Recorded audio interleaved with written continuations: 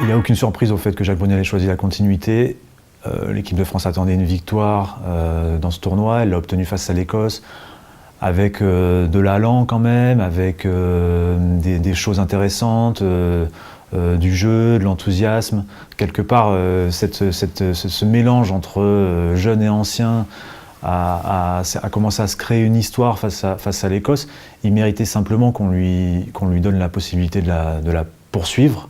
On verra combien de temps on lui laissera à cette équipe, combien de temps elle se le donnera à elle-même, puisque la question maintenant, ça va être de savoir si elle aura les épaules pour tenir dans un contexte différent. En Irlande, ce sera à la fois un autre adversaire, ce sera un match à l'extérieur, une intensité plus forte que face à l'Écosse. Donc il va falloir que cette équipe réponde à cette intensité-là, à ce contexte-là, pour qu'elle ait la chance de poursuivre éventuellement l'aventure au-delà, face à l'Italie, puis ensuite en vue de la Coupe du Monde.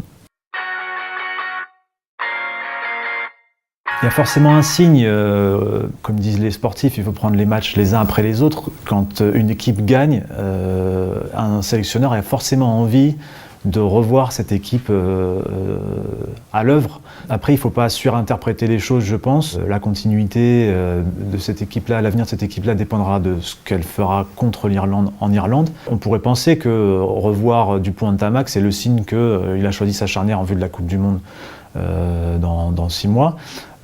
Si on fait un retour rapide sur le passé, en juin, Morgan Parra et Anthony Belot ont joué les 3 tests. Aujourd'hui, cette charnière n'existe plus.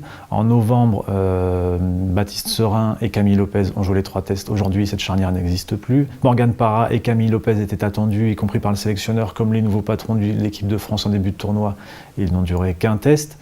Donc, revoir Dupont et Ntamak ensemble n'est pas la garantie qu'ils seront les patrons de l'équipe de France en 2019. On connaît trop l'historique du rugby français, cette bougeotte permanente, cette instabilité permanente qui est aujourd'hui accentuée par le fait que l'équipe de France n'a pas de résultats et qu'elle cherche la formule.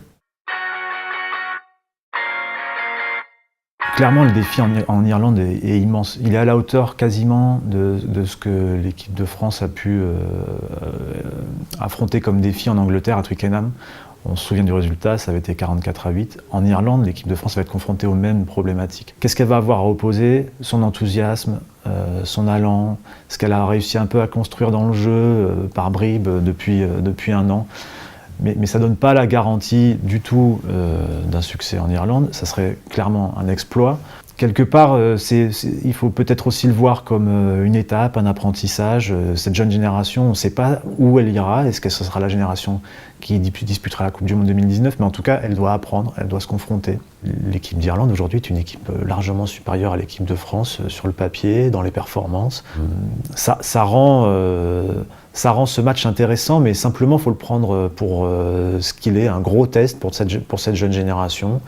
Il ne faut pas attendre monts et merveilles, il faut juste regarder les choses froidement, se dire qu'elle va être confrontée à quelque chose qu'elle ne connaît pas ou peu, et qu'elle va apprendre, quoi qu'il arrive, des choses de ce match-là. Et si par bonheur, elle peut accrocher l'Irlande et voir la battre, ça serait quelque part une accélération pour elle, ça serait un bonus immense. Et puis aussi, je pense, une sorte elle validerait pour beaucoup d'entre eux, pour beaucoup des joueurs de cette génération, ils valideraient leur ticket pour la Coupe du Monde.